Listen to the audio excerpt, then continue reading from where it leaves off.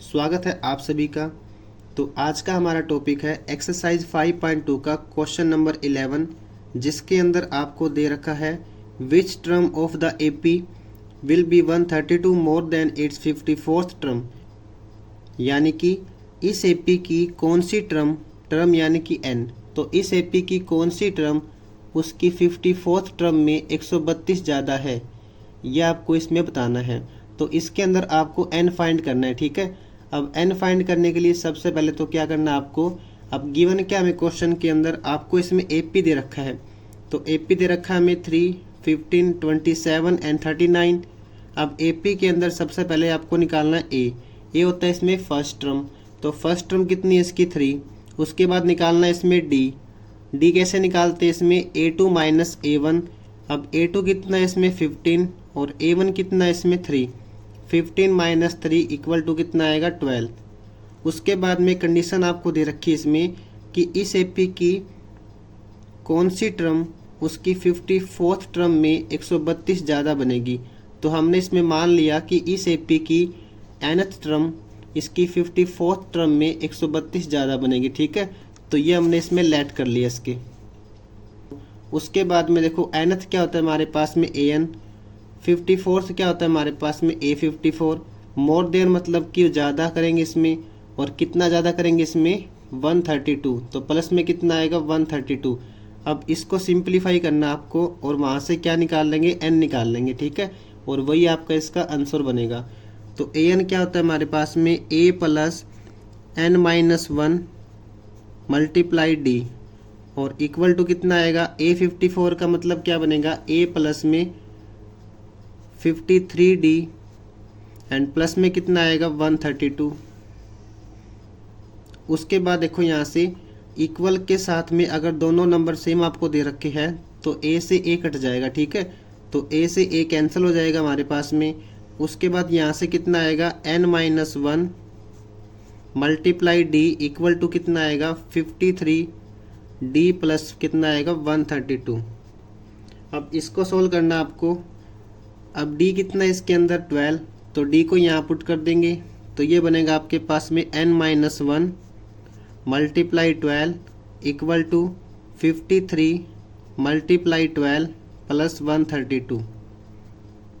उसके बाद यहाँ से कितना आएगा हमारे पास में n minus 1 multiply by 12 equal to, अब इसको इससे मल्टीप्लाई कर देंगे। तो 12 3 जा कितना बनेगा 36।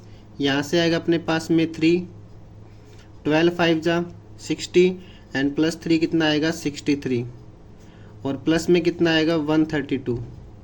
इसको प्लस कर देंगे तो यहाँ से बनेगा n माइनस 1 12 इक्वल टू, इसको प्लस करेंगे तो 6 प्लस 2 8, 3 प्लस 3 6 बनेगा, और 6 प्लस 1 बनेगा 7, ठीक है। अब ये जो 12 आपको दे रखा है मल्टीप्लाई, इसको लेके जाएंगे राइट साइड में, तो इसको डिवाइड कर देंगे 768 से।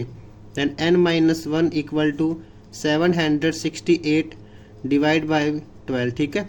तो जब इसको डिवाइड करेंगे इससे तो यहाँ से बनेगा आपके पास में, ये आएगा अपने पास में बेटा 64, ठीक है। तो यहाँ से बनेगा 64, और n आपको निकालना है इसमें, तो -1 को लेके जाएंगे राइट साइड में। तो n इक्वल टू 64 प्लस 1, तो n आएगा यहाँ से 65। तो n आएगा आपके पास में 65। तो लिखना यहाँ से आपको 65th term of AP will be 132 more than it's 54th term, ठीक है। तो ऐसे आपको इस क्वेश्चन को सोल्व करना है। कोई भी डाउट अगर आपको इसमें आता है तो कमेंट करके पूछ सकते हैं। अब हम स्टार्ट करते हैं इसका क्वेश्चन नंबर 12, जो कि हमें दे रखा है 2 AP have the same common difference. 2 AP आपके पास में है जिसका कॉमन डिफरेंस आपको सेम दे रखा है, ठीक है। The difference between their 100th term is 100, यानी कि उसकी 100th टर्म का डिफरेंस आएगा 100। What is the difference between their 1000 term, आपको निकालना है कि उसकी 1000 टर्म का डिफरेंस कितना आएगा, ठीक है। तो स्टार्ट करते हैं क्वेश्चन को। सबसे पहले लिखना आपको जो गिवन आपको, तो गिवन क्या क्वेश्चन में हमें गिवन है कि उसकी जो 100th टर्म है उसका डिफरेंस आपको दे रखा है 100, ठीक है। और यहाँ पे आपके पास में 2 एपी गिवन है, तो मान लेते हैं कि जो फर्स्ट एपी आपको दे रखी है उसका जो कॉमन डिफरेंस है उसको डी मान लेंगे, और जो सेकंड एपी है उसका कॉमन डिफरेंस हमने डी मान लिया। अब दोनों को हमने डी क्यों मानना है स्मॉल, क्योंकि इन दोनों का कॉमन डिफरेंस क्या आएगा, सेम आएगा। देखो 2 AP have the same common difference, तो दोनों का कॉमन डिफरेंस सेम बनेगा, तो इसलिए हमने क्या किया, इसमें फर्स्ट और सेकंड एपी का कॉमन डिफरेंस हमने स्मॉल डी मान के चला, ठीक है। अब हम बात करेंगे इसकी फर्स्ट टर्म की। तो जो हमारे पास में फर्स्ट एपी है उसकी जो फर्स्ट टर्म है उसको हमने ए लेट किया है स्मॉल, और जो हमारे पास में सेकंड एपी है उसकी जो फर्स्ट टर्म है उसको हमने कैपिटल ए डिनोट किया, ठीक है।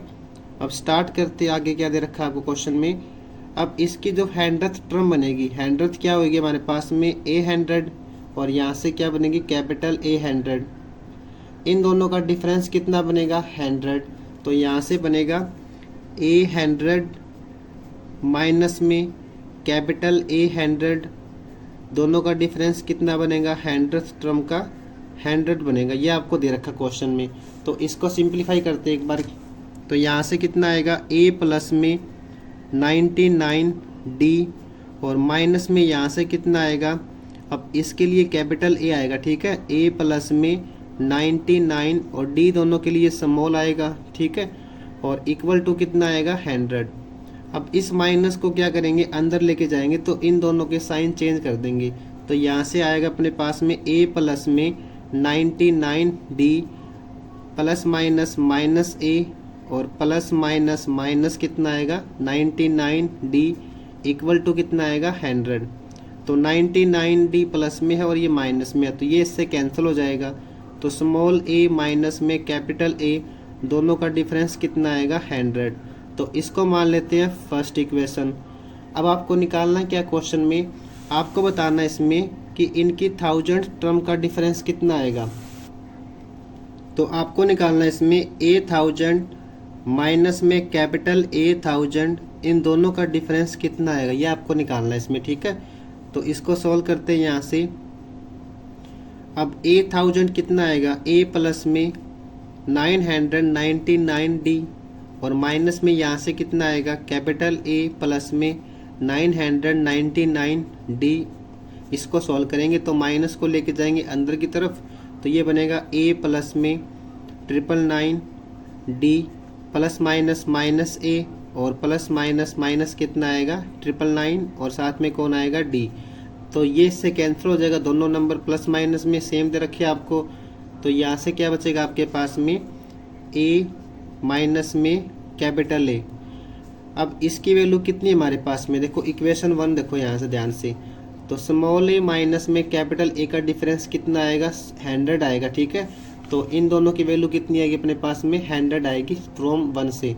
तो from 1 a minus capital A equal to कितना आएगा 100, यानी कि डिफरेंस बिटवीन 1000 टर्म इज 100। तो जैसे कि 100th टर्म का डिफरेंस 100 आया था, वैसे ही 1000 टर्म का डिफरेंस भी कितना आएगा 100 आएगा, ठीक है। तो इसको आपको क्वेश्चन को अच्छे से करना है, इंपॉर्टेंट क्वेश्चन आपका ये। कोई भी डाउट अगर आपको आता है स्टेप में तो कमेंट करके पूछ सकते हैं। तो यहाँ तक आपको क्वेश्चन नंबर 11 और क्वेश्चन नंबर 12 दोनों क्वेश्चन को अच्छे से रिवाइज करना है। तो आज के लिए इतना ही करेंगे। Thank you so much for watching this video.